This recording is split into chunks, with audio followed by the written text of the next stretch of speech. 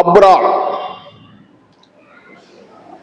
ఆదికాండము 15వ అధ్యాయము 6వ వచనములో అబ్రహాము దేవుని నమ్మెను, యెహోవాను నమ్మెను, అది నీతిగా ఎంచబడెను. మరియు యాకోబు భక్తుడు కూడా అంటున్నాడు,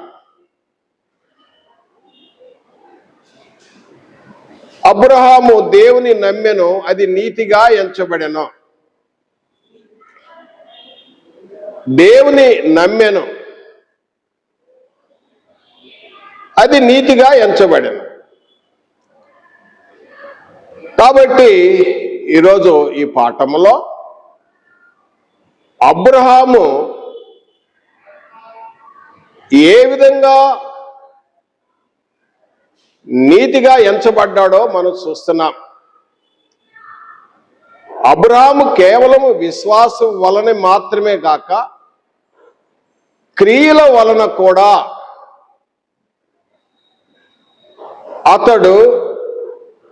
క్రియల వలనే అతడు నీతిమంతుడుగా ఎంచబడ్డాడని మనం చూడగలం.